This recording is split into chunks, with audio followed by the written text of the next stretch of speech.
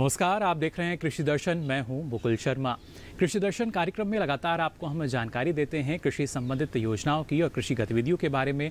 हालांकि वर्तमान परिस्थितियां कोरोना महामारी की वजह से जिस तरीके से चल रही हैं, तमाम चुनौतियां हमारे किसानों के सामने हैं, लेकिन इस चुनौती भरे दौर में भी हमारे किसानों ने अपने जो कार्य हैं वो पूरे किए हैं, अपनी मेहनत में कोई कमी नहीं छोड़ी और उस मेहनत का ही नतीजा है कि जो भोजन है या अन्न है वो बदस्तूर बाजार तक, हमारे घरों तक पहुँच रहा है। ऐसी स्थिति में ये आवश्यक हो जाता है कि जो अन्नदाता हैं, किसान हैं, जो इतनी मेहनत कर रहे हैं, उनको भी जानकारी दी जाए। और कृषि दर्शन एक ऐसा कार्यक्रम जो पूरी तरीके से कृषि क्षेत्र और किसानों को समर्पित है। इस कार्यक्रम में 3 भाग होंगे। पहले हम बात करेंगे विज्ञान और किसान की, उसके बाद आपको दिखाएंगे कृषि स्टार्टअप में कुछ खास, और आखिर में बात होगी फार्मिंग इंडिया की। तो आइए शुरुआत करते हैं कार्यक्रम की।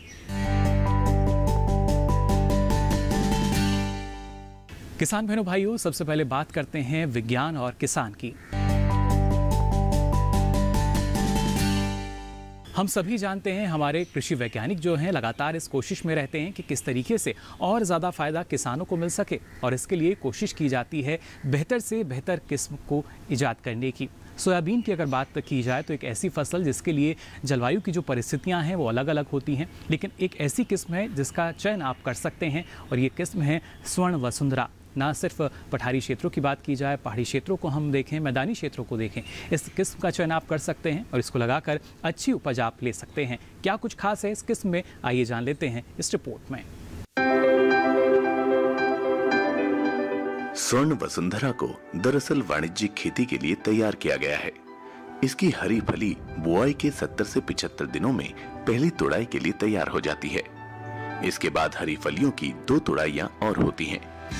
इस किस्म में पचने योग्य प्रोटीन, कार्बोहाइड्रेट, लिपिड और आवश्यक फैटी एसिड के अलावा फास्फोरस, लोहा, कैल्शियम, जस्ता, थियामिन, राइबोफ्लेविन, विटामिन ई, आहार फाइबर और चीनी पाई जाती है।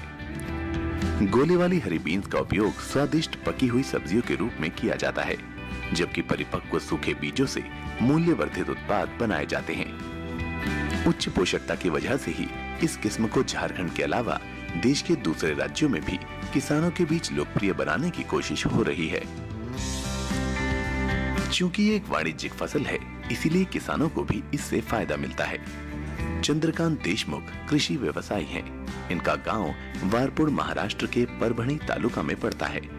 यहीं पर उन्होंने 10 एकड़ जमीन पर स्वर्ण वसुंधरा बोई। अच्छी देखभाल और सही समय पर फसल काटने के बाद उन्हें प्रति एकड़ 15 क्विंटल हरी फली प्राप्त हुई। प्रति एकड़ इनकी लागत 30,000 रुपए रही और शुद्ध आय 2,70,000 रुपए, यानी कम लागत अधिक कमाई। देशमुख ने -18 डिग्री सेल्सियस तापमान पर हरी फली का भंडारण किया और 18 महीने तक संग्रहित रखा। प्रस्फुटन यानी ब्लैचिंग के लिए साफ हरी फली को 5 मिनट के लिए 90 डिग्री सेल्सियस के गर्म पानी में रखा जाता है, और इसके बाद मूल रंग और बनावट को बनाए रखने के लिए तुरंत 5 मिनट के लिए 4 डिग्री तापमान पर ठंडे पानी में। इसके बाद डीप फ्रीजर में स्टोर करने से पहले इन फलियों को 5 मिनट तक सामान्य पानी में डुबोया जाता है। आप चाहे तो स्वर्ण वसुंधरा को सुखाकर भी बेच सकते हैं, लेकिन इसकी कीमत 100 से 150 रुपए किलो मिलेगी। इसके अलावा सूखे बीज से टोफू यानी सोया पनीर भी बनाया जा सकता है। 1 किलो बीज से 2.25 किलो तक टोफू मिल सकता है। स्वर्ण वसुंधरा का टोफू आकर्षक सफेद रंग, मुलायम और बिना सेम के स्वाद वाला होता है, और इसे 300 रुपए किलो के हिसाब से बेचा जा सकता है। स्वर्ण वसुंधरा के 1 क्विंटल अनाज से 225 किलो सोया पनीर बनाने का खर्च 13,000 रुपए है, जबकि 225 किलो सोया पनीर की बिक्री से शुद्ध लाभ 54,500 रुपए आया। इतना ही नहीं, भुने हुए सोयाबीन का इस्तेमाल उच्च गुणवत्ता वाले सत्तू बनाने में भी किया जा रहा है। स्वर्ण वसुंधरा के अनाज से सोया दही, छेना, गुलाब जामुन की मिठाई और आइसक्रीम जैसे उत्पाद भी तैयार किए जा रहे हैं। तो ये तो बात हुई सोयाबीन की उन्नत किस्म की। अब आगे बढ़ते हैं और जान लेते हैं इस माह के कृषि कैलेंडर में ग्रीष्मकालीन मूंग और उड़द में क्या कुछ खास रहेगा, कौन कौन से कृषि कार्य आप कर सकते हैं। इसके लिए नजर डालते हैं इस माह के कृषि कैलेंडर पर। इस माह किसान ग्रीष्मकालीन उड़द और मूंग की बुआई संपन्न कर लें। उड़द और मूंग की उपयुक्त बीज दर 15 से 20 किलोग्राम प्रति हेक्टेयर होती है। अगर बुआई देरी से शुरू की है तो 4 से 5 किलोग्राम प्रति हेक्टेयर बीज अधिक उपयोग करें। पौधों की संख्या अधिक होने पर बुआई के 15 से 20 दिन बाद निराई गुड़ाई कर संख्या सही कर लें। समय समय पर फसल की सिंचाई करते रहें। पानी की बचत और अधिक तापमान से फसल को बचाने के लिए पूर्व के फसल अवशेषों को पलवार के रूप में बिछा दें। इसी के साथ ही यहाँ वक्त हो चला एक छोटे से ब्रेक का। ब्रेक से लौटेंगे तो बात करेंगे कृषि स्टार्टअप और फार्मिंग इंडिया की भी। आप बने रहिए दूरदर्शन किसान पर।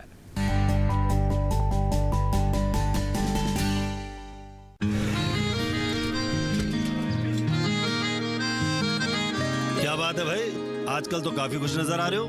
क्यों ना हो, अब मैं ऑर्गेनिक खेती जो कर रहा हूँ ये पूरा प्राकृतिक है, ऑर्गेनिक है। इसमें हमारे खेत, हमारी फसल और हमारी जेब सब फायदे में होते हैं। आप भी ऑर्गेनिक खाद का प्रयोग करें, अपनी फसल और मिट्टी को तंदुरुस्त बनाएं और आपकी आमदनी में इजाफा करें। अधिक जानकारी के लिए किसान call centre toll free number 1800-180-1551 पर कॉल करें और लॉग ऑन करें kisan.gov.in और farmer.gov.in। कृषि और किसान कल्याण मंत्रालय द्वारा किसान हित में जारी।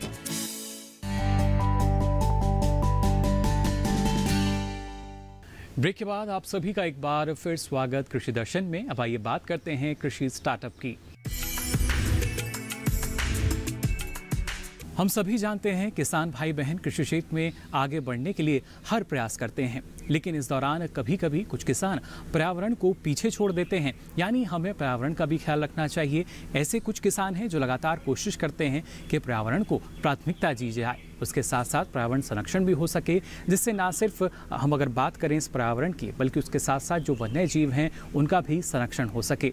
ऐसे ही एक सफल और पर्यावरण प्रेमी किसान हैं जिनका नाम है हिम्मताराम भांभू। किस तरीके से इन्होंने ना सिर्फ एक मुहिम शुरू की पर्यावरण को बचाने की, इसके संरक्षण के लिए जिस तरीके से उन्होंने प्रयास किए, हालांकि सरकार द्वारा इनके प्रयासों को देखते हुए पद्मश्री पुरस्कार भी इन्हें प्रदान किया गया। कैसा रहा इनकी कामयाबी का ये सफर, आइए देखते हैं। हिम्मताराम भांभू का जन्म 14 फरवरी वर्ष 1956 में नागौर जिले के सुखवासी कस्बे में हुआ था। श्रमिक किसान परिवार के घर पैदा हुए हिम्मताराम ने कक्षा 5 तक पढ़ाई की। उसके बाद वो खेती और गौ सेवा में जुट गए। हिम्मताराम को शुरुआत से ही पर्यावरण की रक्षा करने में रुझान था। यही कारण था कि उन्होंने पर्यावरण की रक्षा में खुद को समर्पित कर दिया। हिम्मताराम भांभू पिछले 25 वर्षों से रोपण और संरक्षण कर रहे हैं। वो नागपुर, जोधपुर, जैसलमेर, बाड़मेर, सीकर, अजमेर जैसे जिलों में प्रकृति संरक्षण के लिए लोगों को प्रेरित कर रही हैं। वो वर्ष 2013 से ग्रीन इंडिया मिशन के लिए महावीर इंटरनेशनल संस्थान नागपुर से भी जुड़े हुए हैं। पर्यावरण के प्रति उनके द्वारा किए गए प्रयासों के लिए उन्हें व्यापक रूप से सराहना मिली है। पर्यावरण प्रेमी हिम्मताराम भांभू ने वर्ष 1999 के दौर में नागौर जिले में ही 6 हेक्टेयर जमीन खरीदी। साथ ही उन्होंने वर्ष 1999 से वर्ष 2010 तक हर वर्ष 1000 पौधे रोपे। इन 11 वर्षों में कुल 11,000 पौधे वहां लगाए और अब वो जगह हरे भरे जंगल में तब्दील हो गई है। अपनी लगन व निष्ठा से इन्होंने वर्ष 1975 से जुलाई 2020 तक की अवधि में कुल 5,50,000 पौधे रोपे और वो पौधे अब तकरीबन 3,50,000 छायादार पेड़ बनकर संपूर्ण नागौर जिले की रौनक बढ़ा रहे हैं। वह शहर तथा जिले की खूबसूरती में 4 चांद लगा रहे हैं। हिम्मताराम भांभू ने अपने जीवन का एक भी पल ऐसा नहीं छोड़ा जिसमें उन्होंने कोई पौधा न रोपा हो। हर वर्ष 5 से 7,000 पौधे तो वो रोपते ही हैं या रोपने की प्रेरणा देते हैं। हिम्मताराम भांभू ने पर्यावरण संरक्षण और इसके भविष्य में होने वाले लाभ के उद्देश्य से 1975 से वर्ष 2020 की अवधि में 1277 वन महोत्सव, 972 पर्यावरण संगोष्ठियां व 132 पर्यावरण चेतना सम्मेलन आयोजित भी कराए हैं। राजस्थान के विभिन्न शहरों कस्बों में बड़े स्तर पर आयोजित कर जन जागृति पैदा की है, जिसमें जयपुर, भीलवाड़ा, नाकोड़ा, जालौर, रामदेवरा, पाली, जैतारण, सालासर, सीकर तथा जैन तीर्थ नाकोड़ा शहर शामिल है। हिम्मताराम भांभू पर्यावरण संरक्षण के लिए हर वक्त तैयार रहते हैं। उनका मानना है कि मानव जीवन के सुरक्षित भविष्य के लिए पर्यावरण और वन्य जीवों का बचाव करना बेहद जरूरी है। हमारी कुदरत ने हमें जीने और खुश रहने के लिए बहुत सुंदर वातावरण दिया है। इसीलिए ये हमारा कर्तव्य है कि हम इसको सुरक्षित और स्वस्थ रखें। उन्होंने भविष्य में आने वाली युवा पीढ़ी को पर्यावरण संरक्षण के क्षेत्र में अपना कर्तव्य निभाने के लिए भी प्रेरित किया है। इनका मानना है कि सभी के योगदान से ही हमारा पर्यावरण सुरक्षित रह सकता है।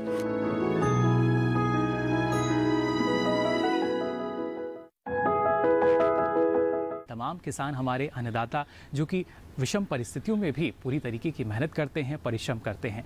हाल ही की अगर बात कर ली जाए, हम सभी जानते हैं कोरोना संकट जो है वो हमारे देश से अभी गया नहीं है, लेकिन इस संकट भरे समय में भी हमारे किसानों ने पूरा साथ निभाया है। कृषि क्षेत्र की अगर बात हम करें, हर घर तक भोजन पहुँचाने का जो श्रेय है किसानों को भी जाता है, क्योंकि सही समय पर जो सही फसल है वो उपजी। सरकार की तरफ से भी जो मदद है किसानों को दी गई, लेकिन हमारे जो कृषि वैज्ञानिक हैं वो भी सही समय पर किसानों तक जानकारी पहुँचाते हैं। सावधानी जो है क्या बरतनी होगी उन्हें ये भी बताया जाता है।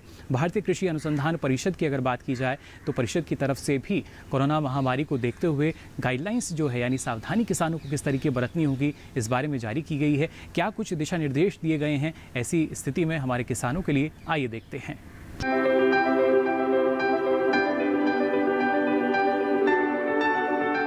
किसान फसल भी काटेंगे और फिर उसे बाजार भी लेकर जाएंगे। ये ऐसे काम है जिन्हें कोरोना संकट के बीच भी टाला नहीं जा सकता।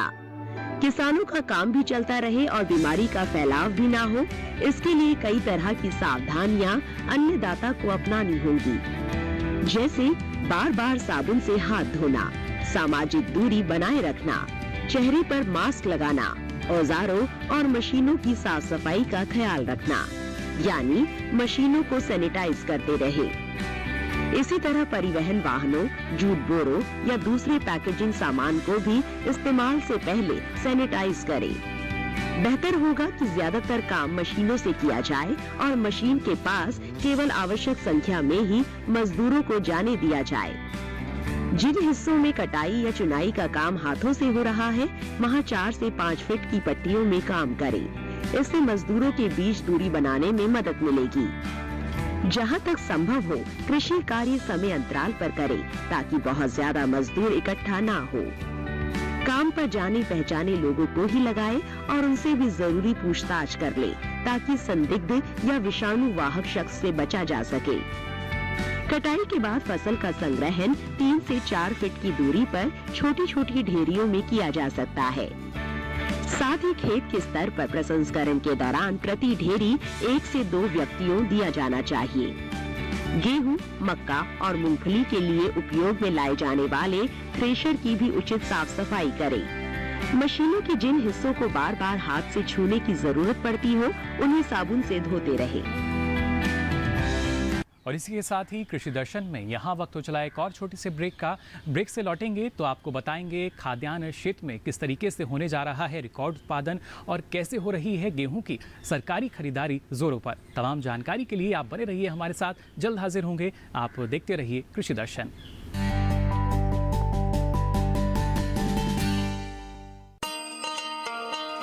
किसान भाइयों गांठ बांध लो, गांठ बांध लो, बहुत बहुत है काम की, समृद्धि के पैगाम की। मिट्टी के मिजाज को समझो, मिट्टी के हर राज को समझो, मिट्टी की तुम जांच कराओ, मुफ्त सॉइल हेल्थ कार्ड ले जाओ। कभी मुनासिब बीज लगाओ, सही किस्म की खाद ले आओ, जितनी जरूरी उतनी डालो, सही मात्रा खुद पहचानो, इसको अपना मंत्र बना लो, मिट्टी की सेहत तो जानो। बात बहुत है काम की, कम लागत अधिक वरदान की, किसान भाइयों गांठ बांध लो। आज ही मिट्टी की जांच कराएं, राज्य सरकार के कृषि अधिकारी से संपर्क करें और मुफ्त में सॉइल हेल्थ कार्ड पाएं। कृषि और किसान कल्याण मंत्रालय द्वारा किसान हित में जारी। ब्रेक के बाद आप सभी का एक बार फिर स्वागत कृषि दर्शन में। अब आइए बात करते हैं फार्मिंग इंडिया की। लगातार हमारा जो देश है खाद्यान्न क्षेत्र में रिकॉर्ड उत्पादन कर रहा है और इस बार भी अगर बात की जाए यानी वर्ष 2020 और 21 के तीसरे अग्रिम अनुमान में खाद्यान्न फसलों के रिकॉर्ड उत्पादन की बात कही गई है। कृषि मंत्रालय द्वारा जो आंकड़े दिए गए हैं, जो अनुमान अभी तक लगाया गया है, उसके अनुसार खाद्यान्न क्षेत्र में इस बार भी रिकॉर्ड उत्पादन हो सकता है और इसका सारा श्रेय जाता है हमारी सरकार की नीतियों को और हमारे किसान यानी आपके परिश्रम को भी, जिनकी वजह से लगातार खाद्यान्न क्षेत्र में रिकॉर्ड उत्पादन हो रहा है। लेकिन ऐसे में आवश्यक होता है रिकॉर्ड उत्पादन के दौरान भी हमारे किसान जो हैं कई बातों का ख्याल भी रखते हैं। फिलहाल जो जानकारी ये दी गई है किस तरीके से तीसरे अग्रिम अनुमान में जो रिकॉर्ड उत्पादन की बात कही गई है और क्या कुछ जानकारी साझा की गई, आइए देखते हैं।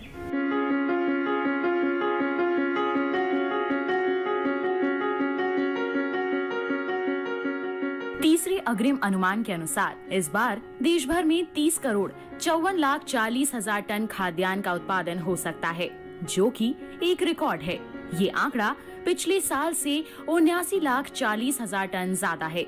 खाद्यान्न में चावल, गेहूं, मक्का, मोटा अनाज और दालें आती हैं। खाद्यान्न की अलग अलग फसलों की बात करें तो 12,14,60,000 टन के साथ चावल, 10,87,50,000 टन के साथ गेहूं, 3,02,40,000 टन के साथ मक्का, 4,96,60,000 टन के साथ मोटे अनाज की पैदावार रिकॉर्ड स्तर पर रहेगी। केंद्रीय कृषि एवं किसान कल्याण मंत्री नरेंद्र सिंह तोमर ने कहा है, किसानों के अथक प्रयासों, कृषि वैज्ञानिकों के योगदान, भारत सरकार की नीतियों और राज्य सरकारों से मिले सहयोग के चलते ही ये संभव हो पाया है। तीसरे अग्रिम अनुमान के तहत दालों का अनुमानित उत्पादन 2,55,80,000 टन रहेगा, जो पिछले साल के मुकाबले 36,04,000 टन ज्यादा है। इसमें तुअर यानी अरहर की पैदावार 41,40,000 और चने की 1,26,10,000 टन हो सकती है। चने का उत्पादन भी रिकॉर्ड स्तर पर रहेगा। तिलहनी फसलों में मूंगफली की रिकॉर्ड 1,01,20,000 टन, सोयाबीन की 1,34,10,000 टन और सरसों की 99,90,000 टन रिकॉर्ड पैदावार हो सकती है। इस तरह तिलहनी फसलों की कुल उपज 3,65,70,000 टन रहने का अनुमान है। ये आंकड़ा पिछले साल से 33,50,000 टन अधिक है। इसके अलावा गन्ने का उत्पादन 39,28,00,000 टन, जबकि कपास का 3,64,90,000 गांठें, जूट और मेस्ता का 96,20,000 गांठें रह सकता है। जूट की एक गांठ का वजन 180 किलो, जबकि कपास की गांठ का वजन 170 किलो होता है।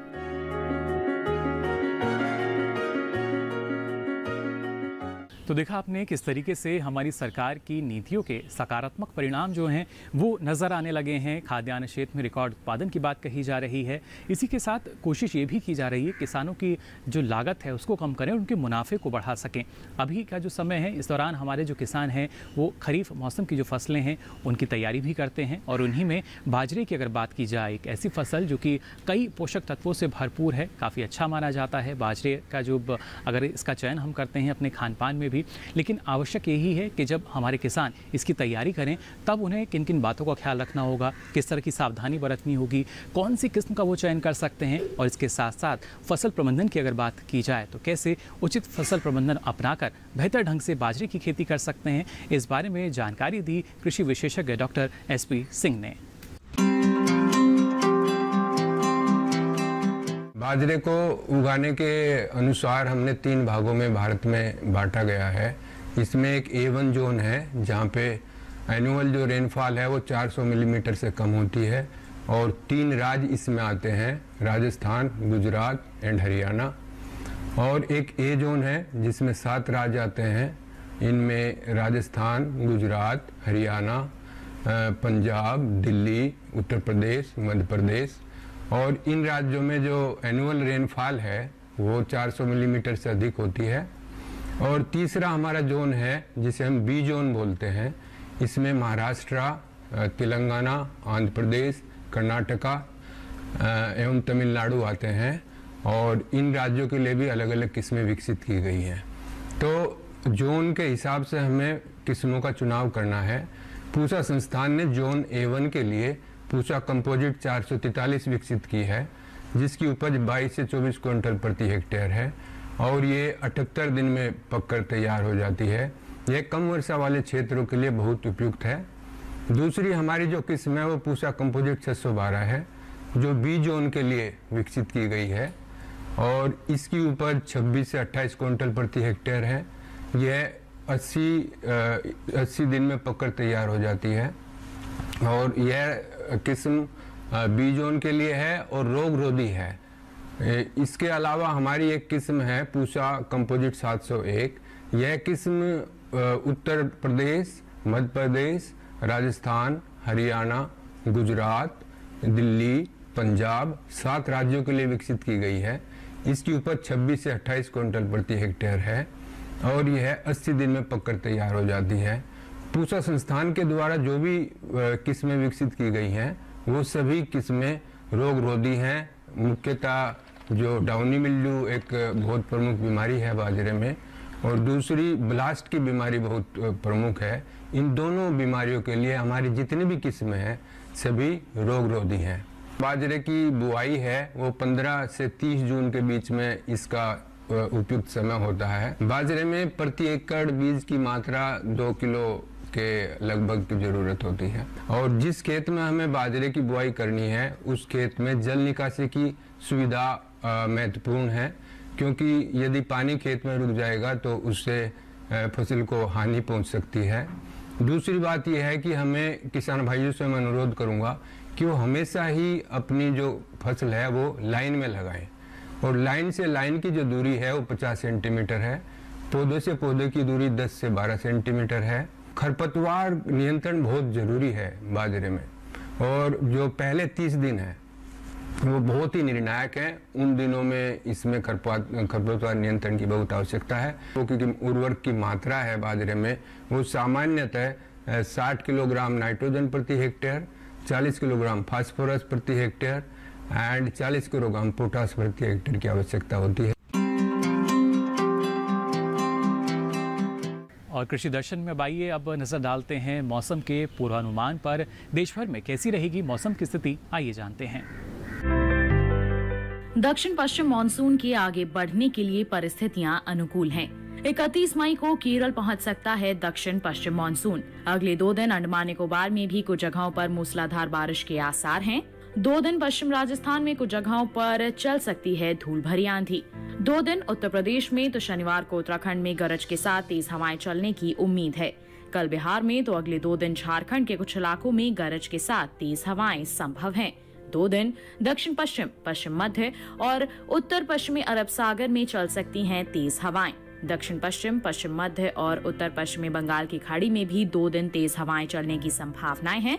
तो वहीं 2 दिन तटीय आंध्र प्रदेश, तमिलनाडु और केरल के तटीय इलाकों में तेज हवाएं चलने की उम्मीद है। शनिवार को गुजरात और महाराष्ट्र के तटीय इलाकों में भी हालात प्रतिकूल बने रह सकते हैं। 2 दिन मन्नार की खाड़ी और कोमोरन क्षेत्र में 40 से 50 किलोमीटर प्रति घंटे की रफ्तार से तेज हवाएं चलेंगी। ऐसे में मछुआरों को समुद्र में नहीं जाने की सलाह दी जाती है। तो ना सिर्फ जानकारी जो है वो किसानों तक पहुंच रही है, बल्कि अलग अलग ऐप्स भी देखिए जो हैं विकसित की गई हैं। इसी में अगर हम बात करते हैं आज हर्बल ऐप की, जी हाँ, हर्बल किसान एक ऐप है जिसके तहत किसानों को जानकारी दी जा रही है। क्या कुछ है इस ऐप में, आइए देखते हैं। भारतीय कृषि अनुसंधान परिषद के औषधीय एवं सगंधीय पादप अनुसंधान निदेशालय द्वारा लॉन्च किया गया है। ये ऐप औषधीय और सुगंधित फसलों की नई उत्पादन तकनीकों की जानकारी प्रदान करता है। इस ऐप के जरिए किसानों और उद्यमी औषधीय फसल की किस्में, मौसम, बाजार मूल्य, हर्बल खेती करने की उन्नत तकनीक आदि के बारे में जानकारी प्राप्त कर सकते हैं। ये ऐप एलोवेरा, काली मिर्च, तुलसी के अलावा कई औषधीय फसलों से संबंधित अहम जानकारी प्रदान करता है। किसान भाई चाहें तो ऐप के जरिए औषधीय फसल की खेती के लिए विशेषज्ञों से भी संपर्क कर सकते हैं। इसके अलावा औषधीय पौधों की खेती करने की तकनीक वीडियो के जरिए भी जान सकते हैं। तो जाना आपने हर्बल किसान ऐप के बारे में। अब आगे बढ़ते हैं, बात करते हैं ट्विटर की। जी हाँ, सोशल मीडिया पर क्या कुछ साझा किया गया है। कृषि एवं किसान कल्याण मंत्रालय द्वारा खासतौर से खाद्यान्न के रिकॉर्ड उत्पादन की जो बात कही गई है, इस बारे में क्या कुछ जानकारी साझा की गई, आइए देखते हैं।